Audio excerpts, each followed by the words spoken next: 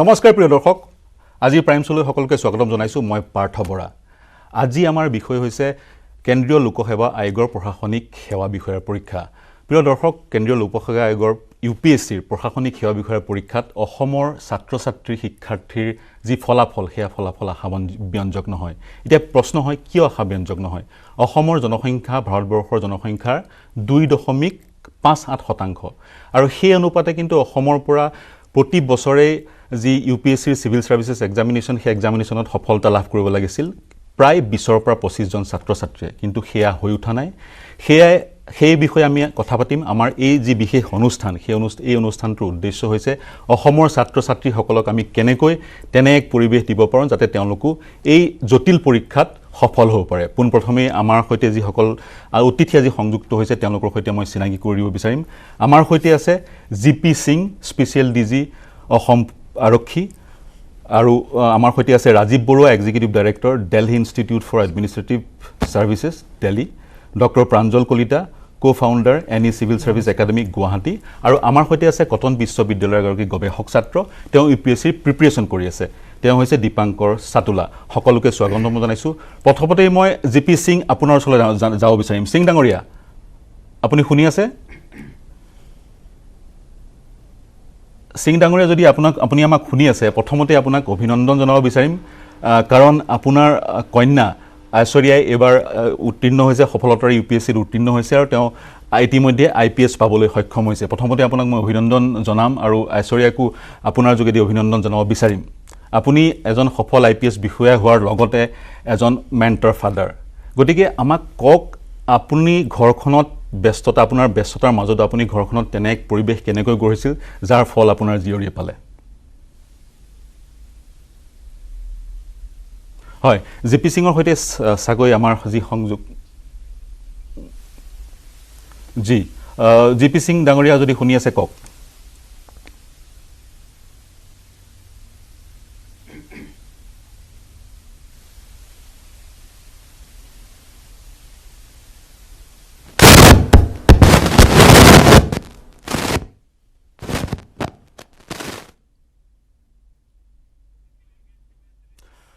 GP Singh ডাঙৰীয়াৰ সৈতে চাগৈ আমাৰ সংযোগ কিছু কাৰিকৰী বিজুতি ঘটিছে আমি তেওঁক সৈতে পুনৰ সংযুক্ত হ'বলৈ চেষ্টা কৰিম আমি যাব বিচাৰিছোঁ ৰাজীৱ বৰুৱাৰ ওচৰলৈ ইতিমধ্যে বৰুৱা ডাঙৰীয়া আমি যিটো বিষয়ৰ বিষয়ে কথা পাতিব বিচাৰি আছোঁ ইতিমধ্যে মই ইন্ট্ৰডাকশ্যন দিছোঁৱেই মই এটা তথ্য ক'লোৱেই আপুনি ডায়েছৰ বহুদিনৰ পৰা ডায়েছৰ সৈতে জড়িত হৈ আছে আৰু ডায়েছ হৈছে দিল্লীৰ এখন অন্যতম প্ৰশিক্ষণ দিয়া ইউপিএছচি সিভিল সাৰ্ভিস পৰীক্ষাৰ ছাত্ৰ-ছাত্ৰীক প্ৰশিক্ষণ দিয়া এটা কেন্দ্ৰ মই প্ৰথমতে জানিব বিচাৰিম আপোনাৰ কেন্দ্ৰটোৰ পৰা এতিয়ালৈকে কিমানজনে সফলতা উত্তীৰ্ণ হৈছে ডাইছ 2005 চনত প্ৰতিষ্ঠা হৈছিল Delhi institute for administrative service আমি প্ৰথমে সায়েন্স অপচনেলৰ কাৰণে গোটেই ভাৰতবৰ্ষত আমাক জানে আৰু তাৰ পিছত আমাৰ 2009 পৰা জিএছ আমি আৰম্ভ কৰিলো টোটেল 2005 পৰা আজি তাৰিখলৈকে আমাৰ 2000তকৈ অধিক ছাত্ৰ-ছাত্ৰীয়ে আমাৰ ইনষ্টিটিউটৰ পৰা পাঠদান কৰি সফলতা ল'বলৈ সক্ষম হৈছে আৰু আজি তাৰিখত গোটেই ভাৰতবৰ্ষত Delhi institute for administrative service জনপ্ৰিয় ছাত্ৰসকলৰ মাজত বিশেষকৈ আইআইটি এনআইটি এমবিএ যিখিনি ষ্টুডেণ্ট আছে সেইখিনি মাজত বেছি জনপ্ৰিয় আপুনি ইতিমধ্যে মোক কৈছিলে আপোনাৰ যিখন প্ৰশিক্ষণ কেন্দ্ৰ তাৰ পৰা প্ৰায় 2000 ছাত্ৰ-ছাত্ৰীয়ে সফলভাৱে ইউপিএছচিত উত্তীৰ্ণ হৈছে এতিয়াতো মোৰ প্ৰশ্নটো সেই একে ধৰণৰ এক গুণগত মানদণ্ডৰ অনুষ্ঠান আৰু সেই একে ধৰণৰ গুণগত মানদণ্ডৰ শিক্ষকৰ সৈতে আমি গুৱাহাটীত বা অসমৰ অন্যান্য চহৰসমূহত গঢ়িব পাৰোঁ নে নাই আপোনালোকে এই দিশত কি পদক্ষেপ গ্ৰহণ কৰিছে আমি এই ক্ষেত্ৰত বিশেষ পদক্ষেপ লৈছোঁ প্ৰথমে মই অসমৰ সন্মানীয় মুখ্যমন্ত্ৰী ডাঙৰীয়াক ধন্যবাদ দিছোঁ তেওঁ এই বিষয়টোৰ ওপৰত বিশেষভাৱে গুৰুত্ব দিছে আৰু ডাইছ ইণ্ডিয়াৰ সহযোগত আমি অতি কম সময়ৰ ভিতৰতে উত্তৰ পূবৰ প্ৰতিখন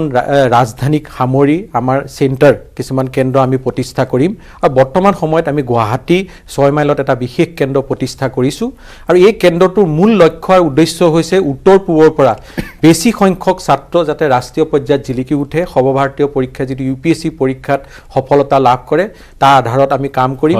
হয় মই জিপি সিং ডাঙৰীয়াৰ ওচৰলৈ যাব পাৰিম সিং ডাঙৰীয়া আপুনি মোক শুনি আছে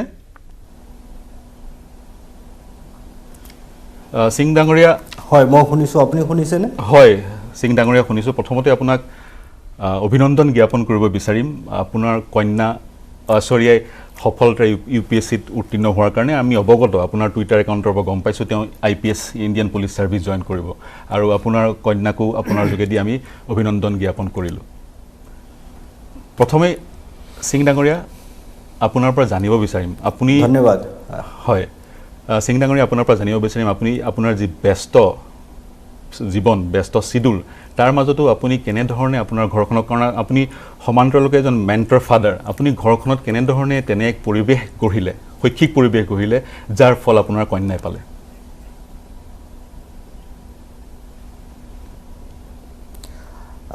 ধন্যবাদ আপুনি যি মোক মাতিছে আজি অসমৰ ছাত্ৰ ছাত্ৰীসকলক এড্ৰেছ কৰিবলৈ আপুনি এটা মোক সুযোগ দিছে এইটো বাবে মই আপোনাক ধন্যবাদ জনাইছোঁ মই এই বিষয়ে মানে ক'ব খোজো যদি আমি UPSC সিভিল সাৰ্ভিসেছৰ এক্সামৰ কথাটো কওঁ তেতিয়া এইটো আমি বেলেগ বেলেগ ইউনিট হিচাপে চাব লাগিব এটা হ'ল যে এস্পিৰেণ্ট তাৰপিছত এস্পিৰেণ্টৰ পেৰেণ্ট এস্পিৰেণ্টৰ স্কুল কলেজ সোসাইটি আৰু এনেবলিং এনভাইৰনমেন্ট যেটো ফেচিলিটেটিভ এনভাইৰনমেন্ট এই পাঁচটা বস্তু লৈহে আমি যদি কমপ্লিট এটা সিস্টেম লৈ চলো তেতিয়াহে মানে আমি সাকসেসফুল হ'বলৈ হ'ম তো হয় প্ৰথম অৱস্থাত যিখিনি ক্যান্ডিডেট এস্পিৰেণ্ট হয় তেওঁলোকৰ মনত এইটো উৎসাহ জাগাব লাগিব যে তেওঁলোকে UPSC এজ আ কেৰিয়াৰ ল'ব লাগিব তেওঁলোকৰ যদি নিজৰ এইটো ইচ্ছা নাথাকে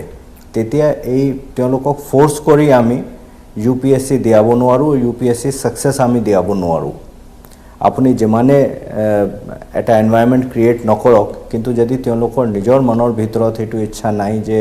তেওঁলোকে UPSC দিব লাগে আৰু UPSC সাকসেসফুল হ'ব লাগে তেওঁলোকে হেতু নোৱাৰে সো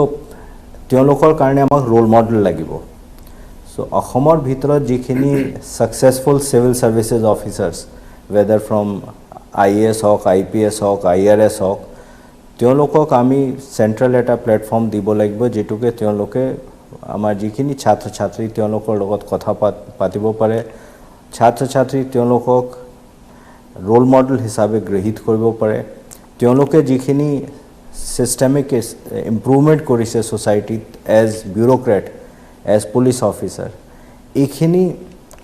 ছাত্ৰ ছাত্ৰী সকলে যেতিয়া ভাল পাব আৰু ভাবিব যে আমি এইখিনি কৰি আগবাঢ়িব পাৰো সোসাইটি কন্ট্ৰিবিউট কৰিব পাৰো নিজৰ জীৱন ভাল কৰিব পাৰো তেতিয়াহে তেওঁলোকে তেনেকুৱা এটা UPSC নিচিনা এটা পৰীক্ষাত আগভাগ লৈ পাৰ্টিসিপেট কৰিব হয় সিং ডাঙৰীয়া মানে আমি এটা কমপ্লিট এটা এনভাইৰনমেন্ট ক্ৰিয়েট কৰিব লাগিব হয় সিং ডাঙৰীয়া মই সুধিব বিচাৰিছো আপুনি কৈছে আমি মেন্টৰিং কৰিব লাগিব বা ফোৰ্সফুলি কাকো UPSCৰ পৰীক্ষাত বহুৱাই আমি তেওঁলোকক UPSCত সফল হোৱাব নোৱাৰো কিন্তু কথাটো হৈছে অসমৰ বেলিকা আপুনি 2020 বা 21 চনৰ যদি ফলাফলসমূহ চাই অসমৰ বেলিকা খুব ফলাফল আশাব্যঞ্জক নাছিলে দুগৰাকী সফল প্ৰাৰ্থী আছিল এগৰাকী আপোনাৰ কন্যা আৰু ঐশ্বৰীয়া আৰু আনগৰাকী হৈছে কৰিমগঞ্জৰ এগৰাকী ছাত্ৰ কথাটো হৈছে অসমত তেনে ধৰণৰ এক পৰিৱেশ গঢ়াৰ দিশত অসমৰ যিসকল আসাম কাডাৰৰ IAS IPS বিষয়া বা অন্যান্য সৰ্বভাৰতীয় সেৱাৰ বিষয়াসকল আছে তেওঁলোকে কি ভূমিকা পালন কৰিব পাৰে স্বাভাৱিকতে তেওঁলোকে বিশ্ববিদ্যালয় মহাবিদ্যালয়ত গৈ শিক্ষা প্ৰদান কৰিব নোৱাৰে কিন্তু তেওঁলোকে মেন্টৰিং কৰিবলৈ কি ভূমিকা গ্ৰহণ কৰিব লাগে বুলি আপুনি ভাবে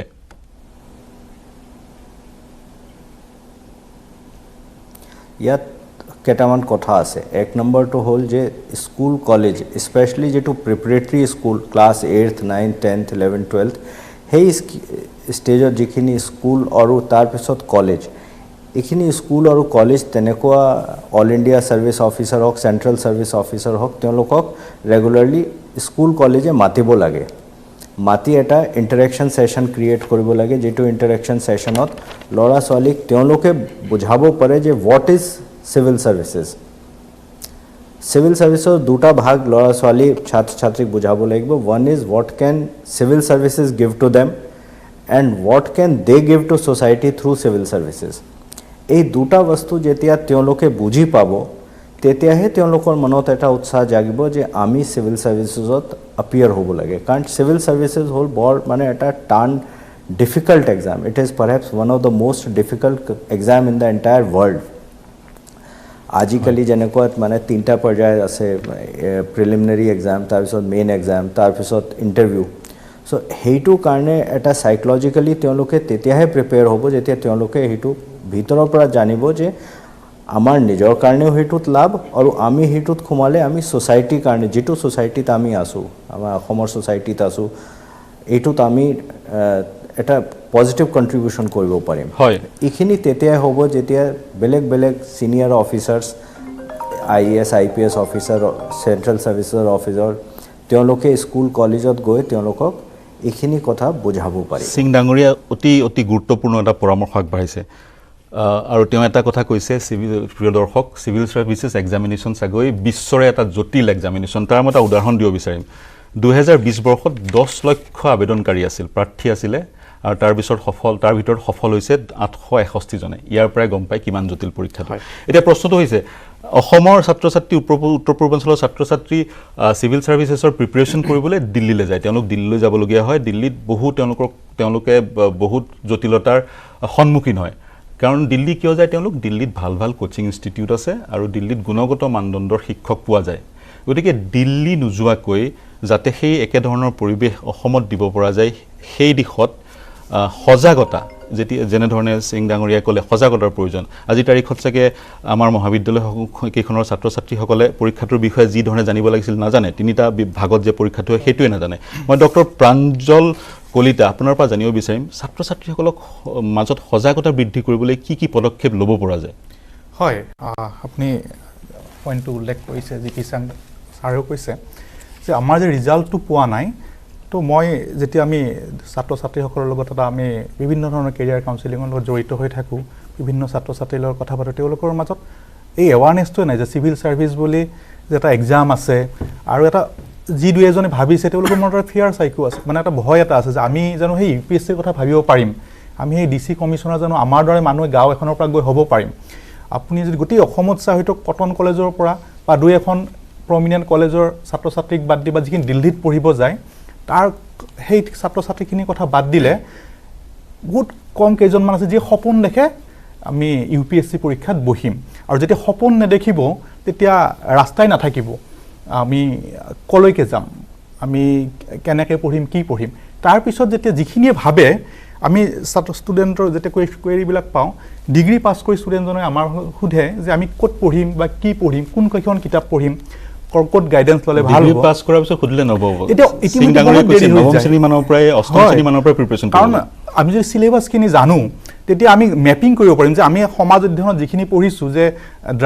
দ্ৰাঘিমা ৰেখা অক্ষৰেখা বা ভূগোলৰ যিখিনি মেপত পঢ়িছোঁ যে আমাৰ ৰেল লাইনটো ক'ৰ পৰা ক'লৈকে যায় আমি যে চাৰিসীমাখিনি যিখিনি পঢ়ি আহিছোঁ সেই প্ৰশ্নবিলাকে হয়তো অকণমান বিভিন্ন ধৰণৰ ট্ৰিকি কৰি কুৱেশ্যনবিলাক সোধে আৰু সেই লেভেলৰ পৰা যদি আমাৰ এটা সজাগতা আমাৰ অভিভাৱকসকল হওক বা আমাৰ যিখিনি শিক্ষাগুৰু আছে তেওঁলোকে যদি ছাত্ৰ-ছাত্ৰীৰ মাজত ক'ব পাৰে যে যদি চাকৰি কৰিব খোজে চৰকাৰী চাকৰিৰ ভিতৰত যে টপ মোষ্ট চাকৰিটো হৈছে ইউপিএসসি চাকৰি টপ মোষ্ট হয় আৰু সমাজত সেৱাও আগবঢ়াব পাৰে সমাজ যিখন পলিচি মেকিং ন যিয়ে আমাক গোটেই সমাজখন চলাই আছে গোটেই গভৰ্নেন্স চিষ্টেমটো চলাই আছে তাত ইনভলভ হ'ব পাৰে ডিৰেক্টলি আৰু সেই কথাখিনি চাগে লাহে লাহে এতিয়া ছাত্ৰ-ছাত্ৰীসকলে বুজিব পাৰিছে আৰু এতিয়া তথ্যৰ যুগ আজিৰ যুগতো যদি আমি পিছ পৰি থাকোঁ আমাক মানুহে হাঁহিব গতিকে এই সজাগতাটো হয়তো আৰু 5 বছৰ আগতে আহিব লাগিছিলে কিন্তু এতিয়া লাহে লাহে আহিছে গতিকে মই আজিৰ জৰিয়তে এই মঞ্চখনৰ যেহেতু পাইছোঁ তো মই প্ৰত্যেক ছাত্ৰ-ছাত্ৰীসকলক বা অভিভাৱকসকলক কৈছোঁ যে আপোনালোকে ভাবিবলৈ আৰম্ভ কৰক হয় এইটো কথা নহয় যে প্ৰত্যেকগৰাকীয়ে ইউপিএসচিৰ কথা ভাবিব কিন্তু হয় যদি আপুনি ভাবে এতিয়াৰ পৰা প্ৰস্তুতি আৰম্ভ কৰক হয় আৰু আপুনিও ছাত্ৰ-ছাত্ৰীসকলক কাউন্সেলিং দিয়ে গতিকে এইখন মঞ্চৰ পৰা আহ্বান জনাম আপোনাৰ সৈতে যোগাযোগ কৰি হয় নিশ্চয় পৰামৰ্শ ল'ব পাৰে হয় মই যাব বিচাৰিম দীপাংকৰ ওচৰলৈ দীপাংকৰ গৱেষক ছাত্ৰ কটন ইউনিভাৰ্চিটি আৰু দীপাংকৰে দিল্লীত প্ৰিপাৰেচন কৰিছিলে নহয় জানো দিল্লীত আপুনি প্ৰিপাৰেচন কৰিবলৈ গৈছিলে স্বাভাৱিকতে গুণগত মানদণ্ড শিক্ষকো সেই ধৰণৰ শিক্ষক হ'ব লাগিব যিয়ে ইউপিএসসি প্ৰিপাৰেচন কৰা ছাত্ৰ-ছাত্ৰীক প্ৰশিক্ষণ দিয়ে আৰু তাৰ সমান্তৰালকৈ ভাল কোচিং চেণ্টাৰ সেইখিনিৰ কাৰণে গৈছিলে অন্যান্য কি সুবিধা অসুবিধা আপুনি দিল্লীত পাইছিলে আপুনি চাগে ভাবিছিলে এইখিনি সুবিধা যদি মই গুৱাহাটীতে পালোঁ হয় মই দিল্লী আহিবলগীয়া নহ'লে হয় গতিকে কি সুবিধা পাইছিলে আমাক জনাওক প্ৰথম কথা মই দিল্লীত আপোনাৰ ডাইচ ইণ্ডিয়াত কোচিং কৰিছিলোঁ তাতে কিছুমান ভাল ফেকাল্টি পাইছিলোঁ প্ৰথম কথা তাৰ সুবিধাটো হ'ল ভাল ফেকাল্টি পোৱা আৰু তাৰ এনভাইৰনমেণ্টটো ভাল বুলিয়ে ক'ব পাৰি কিন্তু তাৰ মাজতো কিছুমান সৰু সৰু মানে সমস্যা আছে ধৰা হ'ল তাৰ পলিউশ্যন লেভেল আপোনাৰ তাৰ কাৰণে আপোনাৰ Extreme climate. এক্সট্ৰিম ক্লাইমেট জুনত মে'ত পৰীক্ষাটো হয় তেতিয়া দিল্লীত 45 ডিগ্ৰী 45 ডিগ্ৰী চেলচিয়াছ আপোনাৰ যেতিয়া আকৌ এতিয়া ধৰা হ'ল আপোনাৰ এতিয়া ডিচেম্বৰ নৱেম্বৰ এতিয়াতো পুৰা আপোনাৰ 2 ডিগ্ৰী 2 ডিগ্ৰী 3 ডিগ্ৰী নামি গ'ল তেনেকৈ ঠিক আছে মানে এবাৰ এক্সট্ৰিমল যাব এবাৰ ল' যাব মানে সেইখিনিৰ লগত মানে কপ আপ কৰিবৰ কাৰণে অসমৰ ছাত্ৰ ছাত্ৰীৰ মানে বহুত সমস্যা হয় ভাড়া ঘৰত থাকিব লাগে খাদ্য খোৱা মেলা হয় আৰু ভাড়া ঘৰবোৰতো ইমান এটা কষ্টলি হয় মানে গুৱাহাটীতকৈ বহুত বেছি হয় তেনেকুৱা আমাৰ অসমৰ ল'ৰা ছোৱালীয়ে মানে সেইবোৰ প্ৰত্যাহ্বান সন্মুখীন হয় ঠিক মই ৰাজীৱ বৰুৱা ছাৰ অলপ আগত গম পালোঁ ৰাজীৱ বৰুৱা ছাৰে দিল্লীৰ পৰা আহি গুৱাহাটীত এনেকুৱা এটা ডায়েছৰ এটা ব্ৰাঞ্চ যে এটা খুলিব বিচাৰিছে মই বহুত ভাল পাইছোঁ মানে আমাৰ নৰ্থ ইষ্টৰ অসমৰ ল'ৰা ছোৱালীখিনি মানে এই সুযোগটোৱে পাইছে আমাৰ ইয়াত আছে বহুত কেইখন ইনষ্টিটিউট বা কোচিং চেণ্টাৰ আছে নগণ্য কিন্তু তাৰ মাজতো যদি বাহিৰৰ পৰা যদি আমি ভাল ফেকাল্টিজ আনিব পাৰোঁ তেতিয়া মানে আমাৰ অসমৰ ৰাজীৱ বৰুৱা এওঁ যিটো ক'লে আপোনালোকৰখন হৈছে north East civil service academy তেওঁ বিচাৰিছে তেওঁ নিজে দিল্লীত প্ৰশিক্ষণ লৈছিল তেওঁ বিচাৰিছে ভাল শিক্ষক কিন্তু বাহিৰৰ পৰা আনিব লাগিব গতিকে দিল্লীৰ যিসকল ভাল শিক্ষক বা অন্যান্য কোচিং ইনষ্টিটিউটসকলৰ কেইখনৰ ভাল শিক্ষক আপোনালোকে আপোনাৰ ছাত্ৰ ছাত্ৰীসকলক দিব পাৰিবনে নোৱাৰে ডেফিনেটলি মই যোৱা 20 বছৰ ধৰি চিভিল ছাৰ্ভিচৰ প্ৰিপেৰেশ্যনৰ ক্ষেত্ৰত ছাত্ৰ ছাত্ৰীসকলক সহায় কৰি আহিছোঁ আৰু মোৰ এটা সপোন আছিল যে উত্তৰ পূবক লৈ তথা অসমক লৈ মই এটা ভাল কাম কৰা বৰুৱা ডাঙৰীয়া এই প্ৰশ্নটোৰ পৰা আমি নেক্সট ছেগমেণ্টটো আৰম্ভ কৰিম মই এটা বিৰতি ল'ব লাগিব এটা বিৰতি আটাইতকৈ সবল আৰু সতেজ চিমেণ্ট সূৰ্যা চিমেণ্ট অটুট ঘৰ অটুট অসম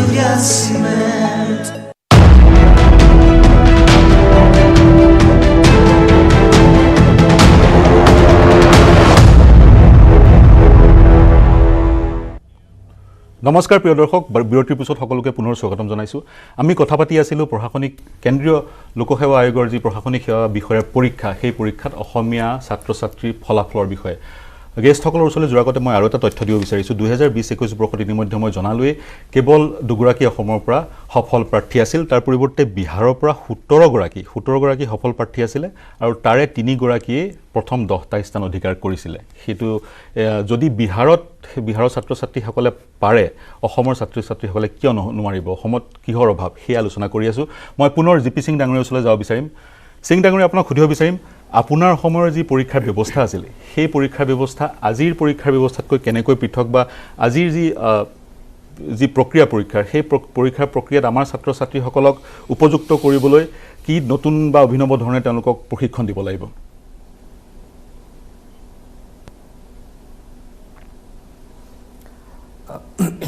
আমাৰ টাইমত 30 বছৰ আগত যেটো পৰীক্ষা আছিলে তাতকে প্ৰায় কমপ্লিটলি এটা চেঞ্জ হৈ গৈছে আমাৰ টাইমত নেগেটিভ মাৰ্কিং প্ৰিলিমিনাৰী এক্সামৰ কথাটো যদি আমি কম সেক্টৰ বাই সেক্টৰ কম সো প্ৰিলিমিনাৰী এক্সামৰ যদি আমি কথা কওঁ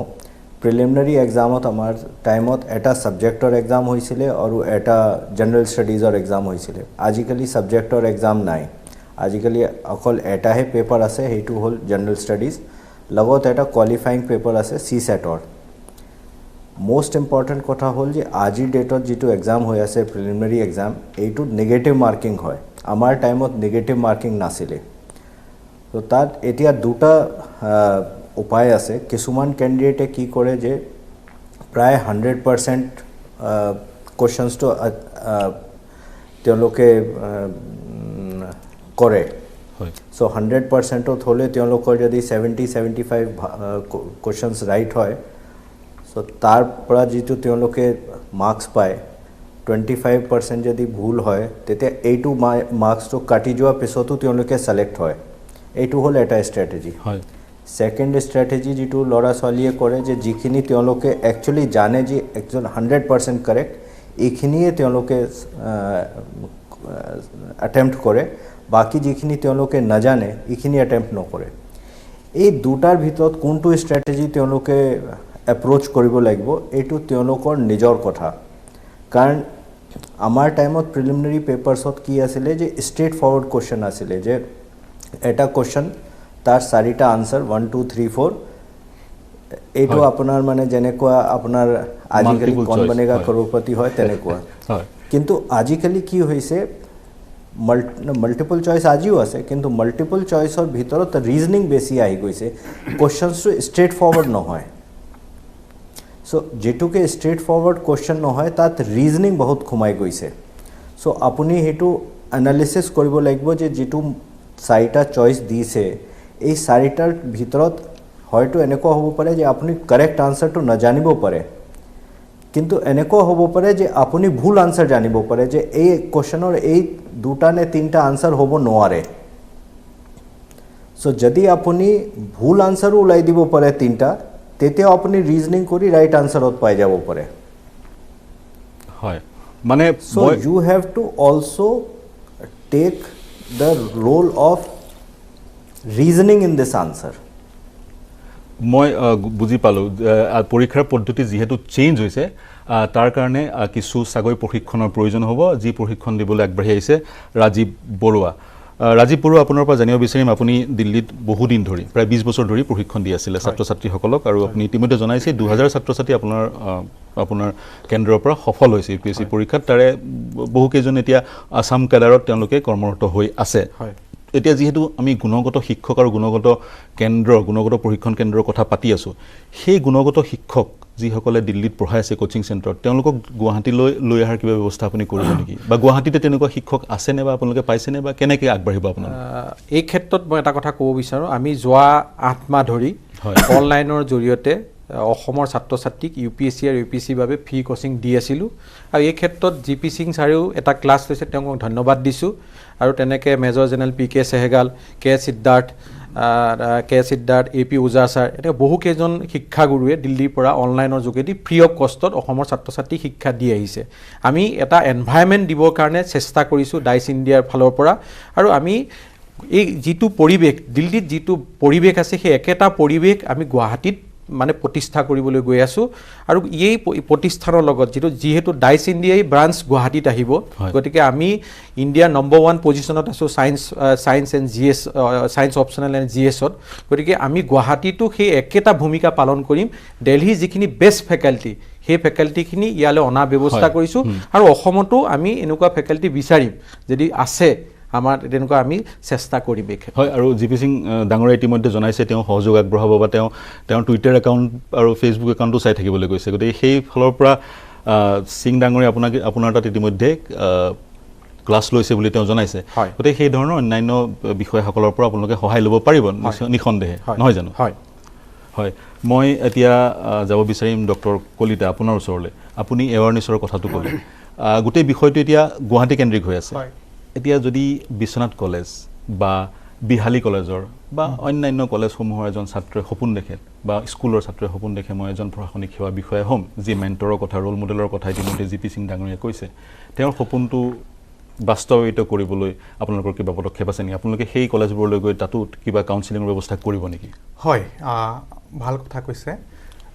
এতিয়া বহুত উজু হৈ গ'ল দিল্লীখন আহি যদি এতিয়া ৰাজীৱ বৰুৱা ডাঙৰীয়া লগ পাইছোঁ তো মই অকণমান কথাখিনি আগৰ পৰা আনিছোঁ মানে আমি যেতিয়া কাউন্সেলিং কৰি আছিলোঁ বা এনেকুৱাকৈ দেখা পাওঁ ষ্টুডেণ্টছবিলাকতো আমাৰ 80% 90% স্ক'ৰ কৰে কিন্তু কম্পিটিটিভ এক্সামত বা UPSCত আমাৰ ৰিজাল্টছবিলাক কিয় বেয়া হয় তাৰপিছত মই এবাৰ দিল্লীলৈ গ'লোঁ ৰাজীৱ বৰুৱা ডাঙৰীয়াক লগ পালোঁ তেওঁলোকৰ একাডেমীত গ'লোঁ দেখিলোঁ দে ৱে তেওঁলোকৰ ক্লাছবিলাক হৈ আছে যে মেণ্টৰ আজিৰ তাৰিখত ষ্টাডি মেটেৰিয়েলৰ কোনো অভাৱ নাই মোগলৰ বুৰঞ্জী যদি চিলেবাছত আছে মোগলৰ বুৰঞ্জী পঢ়াব পৰা শিক্ষক বহুত আছে কিতাপ বহুত আছে ইণ্টাৰনেটত চাবলৈ ৰিচোৰ্চৰ কোনো অভাৱ নাই তাৰপিছত তেতিয়া আমাৰ অভাৱ কিহৰ তেতিয়া ক'লে কোনোবা এজন আমাক মেণ্টৰ লাগে যিয়ে সেই গাইডেন্সটো দিব পাৰিব যে কোনখিনি বস্তু পঢ়িব লাগিব সেই হেজাৰ মানে কিতাপৰ ভিৰৰ মাজত যাতে হেৰাই নাযায় ষ্টাডি মেটেৰিয়েলৰ ভিৰৰ মাজত যাতে হেৰাই নাযায় ছাত্ৰ ছাত্ৰীসকলে যদি বুজিব পাৰে যে এইখিনি বস্তু পঢ়িব লাগিব এইখিনি সময়ত কম সময়ৰ ভিতৰত কেনেকৈ মেনেজ কৰিব লাগিব কাৰণ এইটো প্ৰতিযোগিতাৰ পৃথিৱী মই এটা প্ৰায় কওঁ ৰাজীৱ বৰুৱা ডাঙৰীয়া এটা উদাহৰণ দিয়ে ধৰক এটা প্ৰশ্ন সোধা হ'ল যে অসমৰ 5টা সমস্যা বিষয়ে লিখক প্ৰত্যেকজন ছাত্ৰ ছাত্ৰীয়ে হয়তো লিখিব পাৰিব আপুনি যেতিয়া বিএৰ পৰীক্ষাত আহিব সবে হয়তো 5ৰ ভিতৰত 5 নম্বৰ পাব কিন্তু UPSC পৰীক্ষাত যদি সোধে তেতিয়া হয়তো আপোনালোকক চাব যে প্ৰত্যেকজন শুদ্ধ উত্তৰ লিখিলে কোনজনে হয়তো কোনটো সমস্যা প্ৰথমতে লিখিলে কোনটো দ্বিতীয়তে লিখিলে কোনটো কিছু strategy আছে। সেই ষ্ট্ৰেটেজিখিনি নাই ষ্ট্ৰেটেজিটো আছে মই কৈছো এৱেৰনেছটো গুৱাহাটীৰ বাহিৰতো এৱেৰনেছটো Exactly, আমি প্ৰথমতে এতিয়া- তেওঁলোকৰ মনত সেই সপোন জগাব লাগিব জগাব যে লাগিব। কেৰিয়াৰ আছে তাৰ ভিতৰত প্ৰাঞ্জলৰ আপোনালোকে যিসকল চোকা ছাত্ৰ ছাত্ৰী সেইসকলক আইডেণ্টিফাই কৰিব লাগিব এতিয়া সিং ডাঙৰীয়া যেনেকৈ ক'লে হয়। কাকো ফ'ৰ্চফুলি পৰীক্ষা দিয়াব নোৱাৰিব মই- বৰুৱা ডাঙৰীয়া মই এই ক্ষেত্ৰত প্ৰাঞ্জলৰ আঁত ধৰি পেলাই ক'ব বিচাৰিছোঁ আমি অসমত যোৱা 2টা বছৰ ধৰি প্ৰাঞ্জল কলিতা মই আৰু Dice India North East civil ছাৰ্ভিচৰ উদ্যোগত আমি ফ্ৰী অফ কষ্টত প্ৰতিখন কলেজত এটা ছেমিনাৰ অৰ্গেনাইজ কৰি আছোঁ যিবিলাক কলেজে আমাক ইনভাইট কৰিছে ছেমিনাৰ কৰিবলৈ আমি তাত ছেমিনাৰ কৰি এটা প্ৰথমতে আমি এৱাৰনেছ আনিব লাগিব যে এই পৰীক্ষাটো আচলতে কি আমি অলৰেডি কমচে কম 30খন কলেজ অসমত 30খন কলেজত আৰু এই ছেমিনাৰসমূহত আপোনালোকে বিউৰ'ক্ৰেটসমূহকো yes, নিমন্ত্ৰণ দিব পাৰে আমি যিটো পৰামৰ্শ কৈছোঁ নহয়, সিং ডাঙৰীয়াই দিছে য়েছ আমি বহুখিনি অফিচাৰক আমি নিমন্ত্ৰণ জনাওঁ অলৰেডি আমি 30খনতকৈ অধিক কলেজত আমি এই ছেমিনাৰ কৰিছোঁ আৰু যিবিলাক কলেজ বা বিশ্ববিদ্যালয় মহাবিদ্যালয়ে আমাৰ লগত যোগাযোগ কৰে আমি সেইবিলাক বিশ্ববিদ্যালয় মহাবিদ্যালয়লৈ গৈ আমি UPSC প্ৰতি মানে ভাৰতীয় প্ৰশাসনিক সেৱাৰ প্ৰতি আমি সজাগতা কৰোঁ আৰু এই ক্ষেত্ৰত মই অসমৰ সকলো মহাবিদ্যালয় বিশ্ববিদ্যালয়ৰ শিক্ষাগুৰুসকলক অনুৰোধ জনাইছোঁ ছাত্ৰ ছাত্ৰীসকলক যিসকলে আমাক নিমন্ত্ৰণ কৰিব বিচাৰে আমি সেইবিলাক বিশ্ববিদ্যালয় বা মহাবিদ্যালয়লৈ গৈ আমি ছাত্ৰ ছাত্ৰীসকলক UPSC প্ৰিপিয়েশ্যনৰ ক্ষেত্ৰত আমি যিমানখিনি সহায় কৰিব লাগে কেনেকৈ প্ৰিপিয়েশ্যন কৰিব লাগে প্ৰিপিয়েশ্যন কেতিয়াৰ পৰা আৰম্ভ কৰিব লাগে সকলো ক্ষেত্ৰত আমি সহায় কৰা প্ৰতিশ্ৰুতি দিছোঁ হয় কাৰণ আপুনি যদি দেখে বিহাৰত সকলোতো পাটনাৰ পৰা নহয় হয়। পাটনাত ছুপাৰ 30 আছে কিবা আছে হয় বিহাৰৰ অন্যান্য জিলাসমূহৰ পৰা সমানে তেওঁলোক উত্তীৰ্ণ আৰু হয় আমি যদি অসমৰ প্ৰত্যেকখন জিলাত প্ৰত্যেকখন গাঁৱলৈ যাব পাৰোঁ তেতিয়াহে আমি সফল হ'ম সাকসেস ৰেটটো কাৰণ তেতিয়াহে বহু আমাৰ বাঢ়িব। দুৰ্নীতিপতীয়া এখন নাই, গাঁৱতো আমি এজন চোকা প্ৰত্যেকখন ছাত্ৰ স্কুললৈ থাকিব যাব পাৰে লাগিব, প্ৰত্যেকখন- তেওঁক চিনাক্ত কৰি আপুনি উঠাই নিব লাগে হয়। পাৰ্থ আটাইতকৈ ডাঙৰ কথাটো হৈছে যে আজিৰ তাৰিখত যিটো প্ৰিপিয়েশ্যন হৈছে আচলতে সন্মানীয় GP সিং ডাঙৰীয়া এটা কথা কৈছে যে প্ৰিপিয়েশ্যনটো আচলতে UPSC পৰীক্ষা দিম বুলি ক'লে প্ৰিপিয়েশ্যনটো ক্লাছ 9ৰ পৰা আৰম্ভ হ'ব লাগে হয়, কাৰণ আমাৰ যিখিনি UPSC পৰীক্ষাত মেক্সিমাম কুৱেশ্যন প্ৰিলিমছত 9, 10, 11, 12ত সোধে NCERT textbook NCERT খিনি যদি 9, 10ত ক্লিয়াৰ থাকে তাৰপিছত কি হ'ব যে হায়াৰ ছেকেণ্ডেৰীত আমি কিটা ছাবজেক্ট লৈ পঢ়িব লাগে কাৰণ আমাৰ ইয়াত কি হয় বেসিক্যালি কি হয় হায়াৰ ছেকেণ্ডেৰী বুলি ক'লে এডুকেশ্যন বা লজিক এণ্ড ফিলচফি এই দুটা ছাবজেক্ট লৈ আমি নম্বৰৰ পিছত দৌৰি আছোঁ যদি আমি UPSC যদি পৰীক্ষা দিম বুলি ভাবোঁ তেতিয়াহ'লে হায়াৰ ছেকেণ্ডেৰী মোক পোনে পোনে এটা কথা কওক নৱম শ্ৰেণীৰ এজন ছাত্ৰই বা এজন ছাত্ৰ শিক্ষাৰ্থীয়ে যদি UPSCৰ সপোন দেখে নৱম শ্ৰেণীতো বিষয়সমূহ জেনেৰেল উদাহৰণস্বৰূপে যদি দশম শ্ৰেণী পাছ কৰিলে একাদশ শ্ৰেণীত যদি তেওঁ APSC এজন পৰীক্ষা দিব বিচাৰে একাদশ শ্ৰেণীত কি বিষয় ল'ব একচুৱেলি একাদশ শ্ৰেণীত মই সেইটোকে ক'ব বিচাৰিছোঁ Science, Arts, Commerce এতিয়ালৈকে তিনিটাই আছে। Political science geography history sociology আৰু ফিলচফি এইকেইটা ছাবজেক্ট ল'ব পাৰি এই ছাবজেক্টকেইটা কি হৈছে GSত বহুত ইম্পৰ্টেণ্ট আছে আৰু সচৰাচৰ দেখা যায় কোনোবা ইঞ্জিনিয়াৰ IITৰ বা কোনোবা হয়। ডক্টৰ তেওঁলোকেও পিছত সেই পাব্লিক এডমিনিষ্ট্ৰেশ্যন বা সেই বিষয়সমূহ অধ্যয়ন কৰি তেওঁলোকে সফলতা পায় দীপাংকৰ আপোনাৰ ওচৰলৈ আহিব বিচাৰিম আপুনি দিল্লীত প্ৰিপেৰেশ্যনো কৰি আছিল দিল্লীৰ বিশেষ কেইখন কলেজ দিল্লী ইউনিভাৰ্চিটি দেশৰে 1 নম্বৰ কলেজ বা 1 নম্বৰ 2 নম্বৰ কলেজ ৰেংকিঙত আছে ষ্টিফেন্স কলেজ বা হিন্দু কলেজ এই কলেজসমূহত কিছুমান ছ'চাইটি আছে চিভিল ছাৰ্ভিচেছ ছ'চাইটিৰ এজন ইনচাৰ্জ প্ৰফেচাৰ থাকিব আৰু এই ছ'চাইটিসমূহত ছাত্ৰ ছাত্ৰীসকলক গ্ৰুম কৰা হয় বিভিন্ন হোৱাটছআপ গ্ৰুপ বা অন্য ধৰণৰ পদ্ধতিৰে বিভিন্ন হোৱাটছআপ মেটেৰিয়েল শ্বেয়াৰ কৰা হয় বা যিহেতু চিভিল ছাৰ্ভিচৰ পৰীক্ষাত অৱতীৰ্ণ হ'বলৈ হিন্দু বা ইণ্ডিয়ান এক্সপ্ৰেছ পঢ়াটো খুবেই জৰুৰী ইণ্ডিয়ান এক্সপ্ৰেছত যদি আজি কিবা এডিটৰিয়েল এটা আহিছে সেই এডিটৰিয়েলটো পুংখানুপুংখে ব্যাখ্যা কৰা হয় তেওঁলোকে কথা বতৰা পাতে সেই ধৰণৰ এটা চিন্তা চৰ্চা কটন কলেজত কটন ইউনিভাৰ্চিটিত কৰিব পাৰি নে নোৱাৰি বা আছে নেকি তেনেকুৱা এতিয়ালৈকে তেনেকুৱা একো হোৱা নাই নিশ্চয় পাৰি যদি ৰাজীৱ বৰুৱা ছাৰ প্ৰাঞ্জল কলিতা ছাৰ তেওঁলোকে যদি এনেকুৱা এটা ইনিচিয়েটিভ লয় যদি আজি ধৰা হ'ল আমি এখন হিন্দু বা ইণ্ডিয়ান এক্সপ্ৰেছ পঢ়োঁ আমি ধৰা হ'ল গোটেইখিনি বস্তু পঢ়িব নালাগে তাৰ মাজতো কিছুমান ভাল মানে কিছুমান তেওঁলোকে এক্সপ্লেইনাৰ পেজ এটা দিয়ে UPSC ছাত্ৰৰ হয় সেই তাত এডিটৰিয়েলত কিছুমান বস্তু স্পেচিয়েল বস্তু থাকে সেইকেইটা বস্তু মানে উলিয়াই কেনেকৈ পঢ়িব লাগে তাৰ কাৰণেও যদি নিউজ পেপাৰ ৰিডিঙৰ যদি এটা ভাল গাইডেঞ্চ বা কাউন্সেলিং দিয়ে তেতিয়া বহুত মানে হেল্পফুল হ'ব মানে হয় দীপাংকৰ মই পুনৰ আহিম এতিয়া মই এটা বিৰতি ল'ব লাগিব এতিয়া ল'ম প্ৰিয় দৰ্শক এটা চমু বাণিজ্যিক বিৰতি বা বিৰতিৰ পিছত পুনৰ এই আলোচনা আগুৱাই লৈ যাম মই ব্যৱহাৰ কৰোঁ আটাইতকৈ সবল আৰু সতেজ চিমেণ্ট সূৰ্যা চিমেণ্ট অটুট ঘৰ অটুট অসম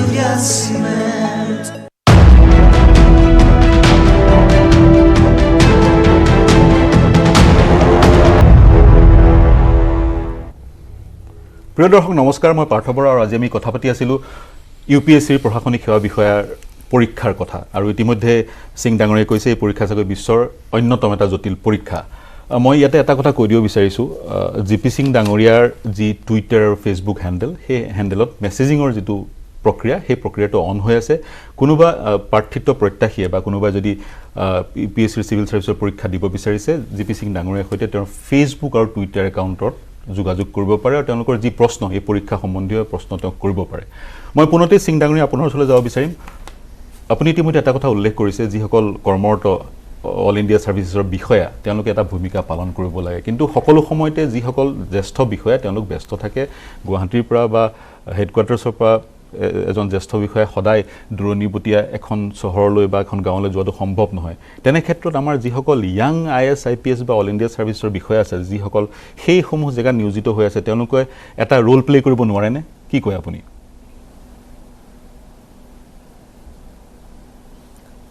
মই আপোনাৰ লগত একমত এতিয়া অসমত প্ৰায় প্ৰত্যেক বছৰ 5ৰ পৰা 8টা আইএএছ 5ৰ পৰা 8টা 9টা কেতিয়াবা 7টা